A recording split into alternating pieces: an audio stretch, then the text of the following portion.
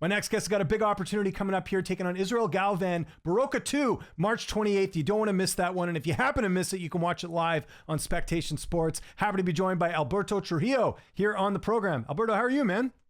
I'm doing good, man. Thank you for having me. Hey, well, thank you for taking time, especially during fight week. I know it's chaotic. You got medicals, you got all this stuff going on, so appreciate you making time. But tell me how this opportunity came together with you fighting Israel Galvan. I think my manager knows the promoter at Borroka. Oh, cool. So he hooked me up with the fight with them. Yep. Nice. Who you managed by?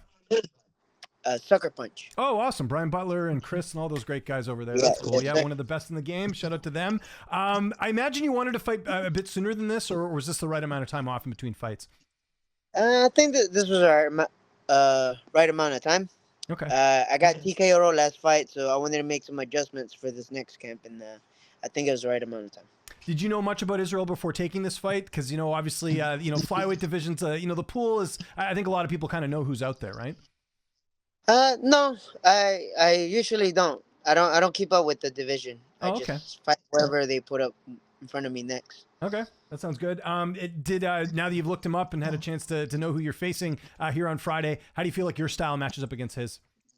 I think it should be a good match. He likes to go forward. I like to come forward. I think whoever's able to press one or the other back first is going to get the advantage there.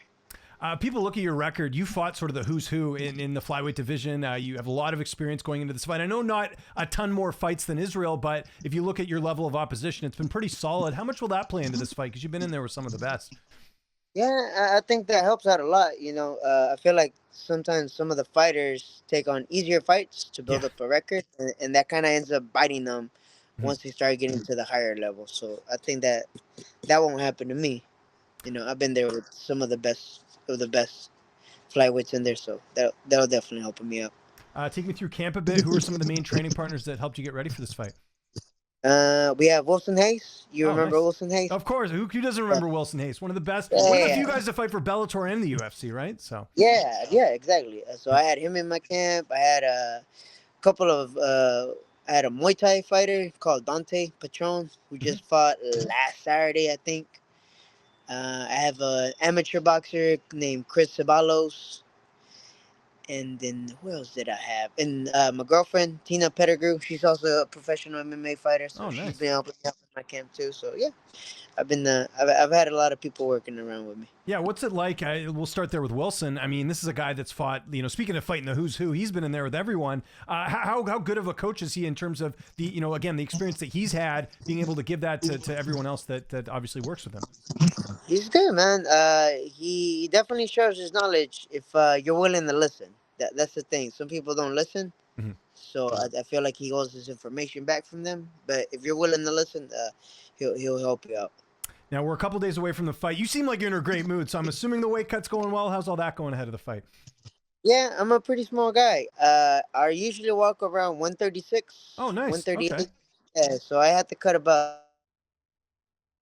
10 pounds. So right now, it's relaxing because, training is tapering down. Yeah. Yeah. So I'm pretty relaxed. I'm pretty rested. Yep. Yeah, and I get to eat normal because, like I said, I only have to cut 10 pounds, so I won't start dieting down strictly until later on tonight or maybe tomorrow morning. Nice. Well, that's such an advantage, I would imagine, not having to focus on the weight cut as much. I mean, for some fighters, that's half the training camp is trying to get the weight down. So for you, 10 pounds seems like nothing. Yeah, it's nothing. I could do that if I really wanted to. If somebody told me, hey, you have to fight tomorrow, I can cut 10 pounds. No problem. There we go. Good and reliable. Any promoters out there listening, this is a guy you can count on short notice because obviously you don't have to cut much weight, which is good. So I imagine Wilson's going to be in your corner. Who else is going to be in the cage with you for this fight? So Wilson is not going to be in my corner. Oh, okay. It'll be Nicholas Piedmont. He's been around the game for, I don't know, over 20 years, I think. Mm-hmm. And then Adam Pride. This is Angela Hill's husband. Oh, yeah, of course. Yeah, he's been my striking coach, and then Nick Piedmont puts everything together for me. Beautiful. There we go. How's this fight playing out on March 28th? How do you see it unfolding? I think because he is. I've been watching him. He looks a little thicker, so I could see him like maybe out muscling me the first round, but I think second round, third round, once he starts gassing out, I can put him away either via knockout or I take his back and choke him out. There we go. Very confident. There's a lot of hype behind Israel. For a while, I've kind of seen that, he's a guy that they've been talking about going to the UFC and all this stuff. What would a win here for you do? Because, we mentioned that you fought sort of the who's who, but you're fighting a guy that, like I said, a lot of people have expectations for. How big of a win would that be for your career? I think it would help me out. Yeah, it would help me out. Yeah, for sure. And is the plan to just keep active again? Like, you mentioned there, good amount of time off in between fights, but, for you, I'm sure it's about building up momentum and kind of getting to, the opportunity to get signed from one of those bigger promotions. Yeah, stay active if I can. Fight here. If everything works out well, no injuries, nothing serious. Fight again here in about 3-4 months.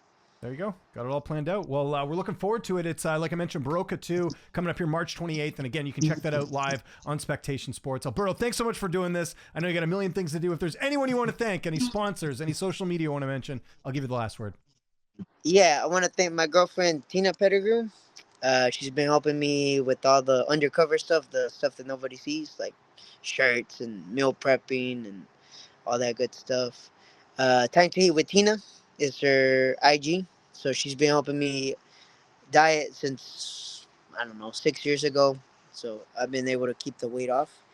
San Diego Detox, Pet Portraits by Deb, Paulita's Mexican Store, Apex Dental Lab, and I feel like I'm missing. Hold on, give me a second. Yeah, no What's worries. the Do name whatever of you got to do. the place? Local Heating and Cooling. Oh yeah, and Bonita Martial Arts Academy. By the way, yep, that's where I work at.